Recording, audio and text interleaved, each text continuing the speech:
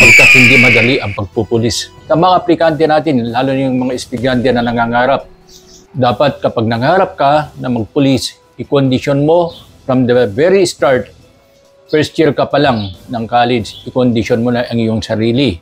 Isang karangalan na dinalo nyo po ang ating mga police applicants ngayong 2024 regular quota, sir.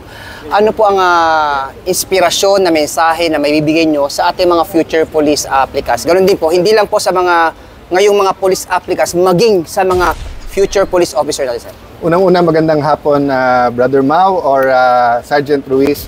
Salamat na tuloy-tuloy mong ginagamit yung modern technology na makapag-communicate.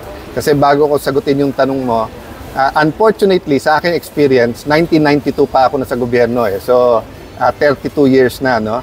Unfortunately, pag may bad news tungkol sa isa lang, sa mahigit 100,000 PNP, viral na at kalat.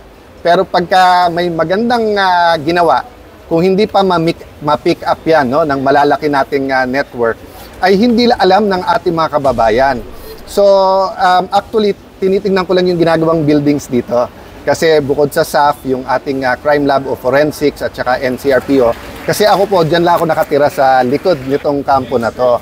So, but I'm always fascinated kasi whether it's PNPA, PMA, basta yung mga naka-uniforme, I'm always fascinated dun sa training at saka yung inyong recruitment process kasi you know, yung grabe yung discipline at may mga kilala ko na 3-4 times sumubok. Kaya nga yung message ko kanina sa kanila, kung para sa inyo to, pagbutihan nyo, kung para hindi, huwag kayo ma-discourage kasi lahat naman tayo may divine assignment. So, but just do your best. At kung para sa inyo na pumasok sa PNP, di makakapasok. But ang warning ko, mag-ingat sa bad environment or bad influence kasi kahit saan sa gobyerno, sa BIR, sa Customs, sa Kongreso, sa PNP, may temptation, may bad influence. So sir, baka gusto nyo may inspirasyon kayong mensahe sa ating mga NCRPO personnel, especially sa recruitment, madaling araw pa lang sir, andito na sila para iproseso na sobra-sobra nating mga aplikante ngayong 2024 regular quota, sir. Lahat tayo nadadapa. Ang importante, makabangon, at kung hindi natin kayang bumangon isa, ang Lord nagbibigay ng taong tumulong sa atin na bangon. So, babangon ang Pilipinas kung babangon talaga ang law enforcement, ang ating prosecution service, ang ating judges.